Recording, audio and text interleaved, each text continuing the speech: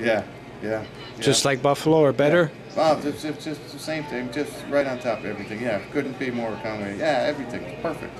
And then when we arrived, those two journalists, the students, journalism students. Yeah, they stuck with us for 8 hours. Yeah, they stayed all. Yeah. They couldn't get enough. With a smile on their face. It wasn't a job for them either. They were eager to do that. So. No, they were savoring every moment. You know what they mean? They were looking for an A or a grade or something or whatever. Oh, I can't wait to see their article. We're still going to receive their article. So they had a lot of editing to do. They sat there and wrote and absorbed 8 hours. Yeah. And the kids chanting when we were going along. That kid that jumped in, that was the first time you had that happen with the kid chanting? Yeah. And he did good? Well, no, it was the second time. I had the, up in Canisius, I had... that second time, yeah. I want to say his name was John. I'm not 100% sure now. I've lost track a little bit, I'm sorry. But I had to get him in there because I just got too embarrassed with the whole thing. And I heard my voice and I said, that's not coming out right. I'm not a good cheerleader. My pom-poms... So you're the one that started with the kids in the seat. We never had that until you started that. Yeah. So you're the one, because that's a tradition now. Yeah.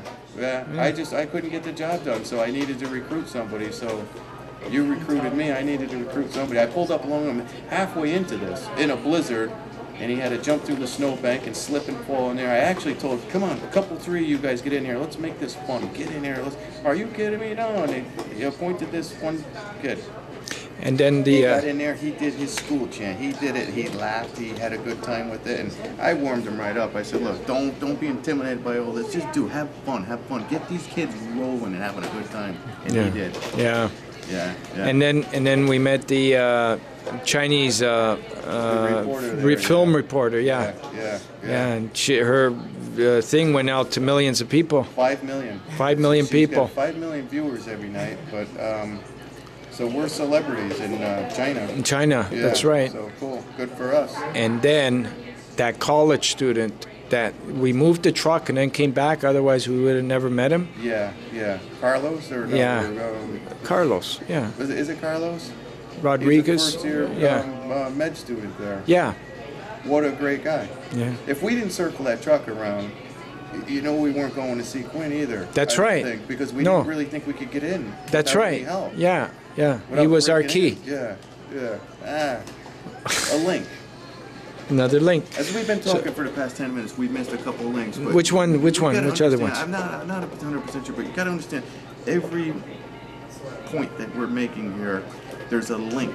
There's a link with these students in the way I would like my kids to come out. Simple link like that. There's a link to us going around the block and coming back for whatever reason and running into this first-year med student, and he brought us to Quinn. There's a chain that won't break. So when you read the story about Quinn, did you ever think you were going to meet his dad? No, absolutely. Or not. Quinn? No, I didn't know. I didn't think so. Because, it is the hospital, the parents are... You know what I mean? The parents are, I don't know what the words are, shook up or whatever. They're protective at this point. They just want to be with their baby, get their baby through this and everything. They're not looking for a bunch of people to march in on them or ask them questions or anything. We came in Columbia Hospital with a torch. Yeah, they don't have to explain themselves, and they don't want anybody pestering them. They got too much on their mind. Yeah. So, but they when he's seen us, remember, you described it the best. The sweepstakes people, when they knock on your door with that big 10-foot paper check for $4 million, and they knock on your door at 8 o'clock in the morning when you're in a bathrobe, and you got a big goofy scream on your face. Sorry, dude, that was you, Travis. That was right in front of the Quinn's Hospital room. Right in front of his room. Yeah. And then we went in to see Quinn, and he touched a torch. Yeah, he did. And then we asked Travis if he could join us the next day. Yeah. And so now we're on our way to East Haven, and you get back with your family that night. Yeah. And the next day was a big day. Yeah. And this day was so big that we're still going to recount it over and over and over and over again. And there's so many things that happened that we can't even, there's too much to even go into with the mayor, with everything.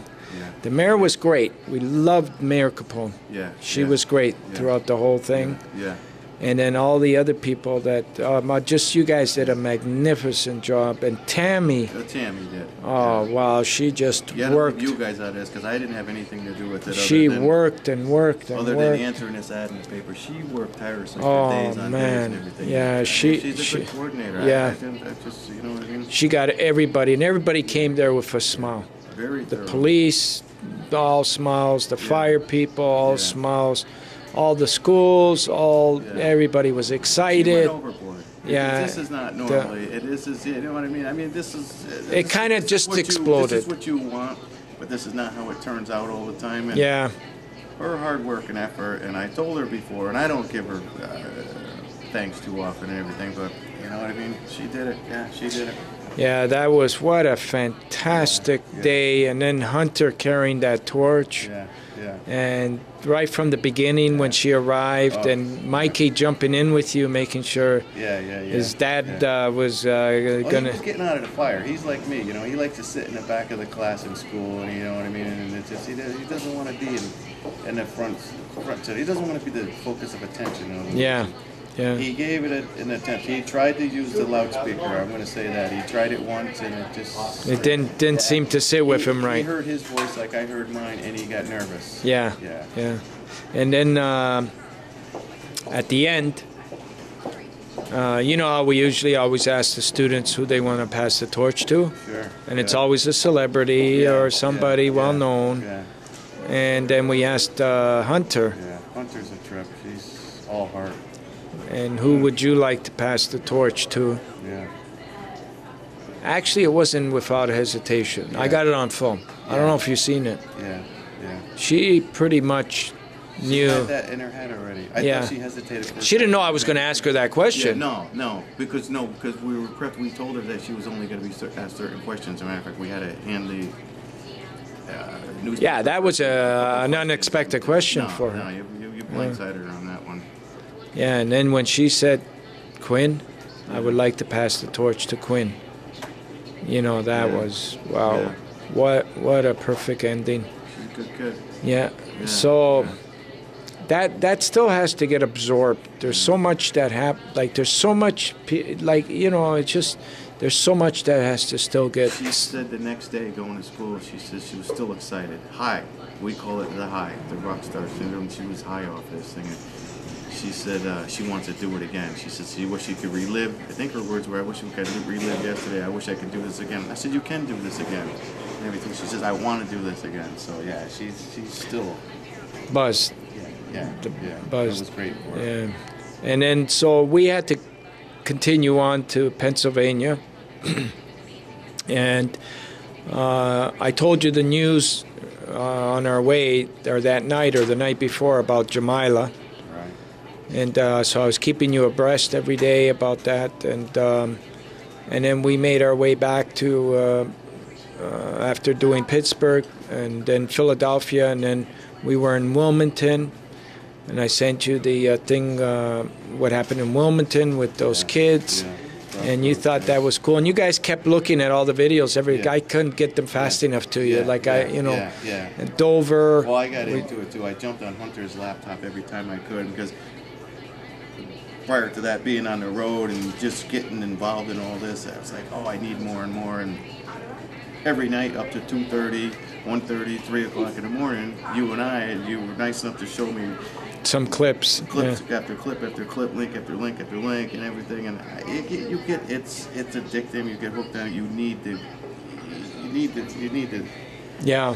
It's like a good movie or a good book. Well, yeah, because you get caught up with this is like, you know, and then now you're part of it now, and then you got a part, like this is part of the story, and your story is like part of the whole thing now, and it's like, you know, we said, okay, Glenn, you know, where we're going to hook up again, and then Baltimore was the place. You know, we met in where did we meet? We met in Baltimore at the Marriott, you know. And then that's where we met Charlie. He came for another potential driver, and we interviewed him. You interviewed him. David Miller, yeah. You know, and then we did our Baltimore gig downtown, you know, with a beautiful part of the city where we were able to do this. And, you know, and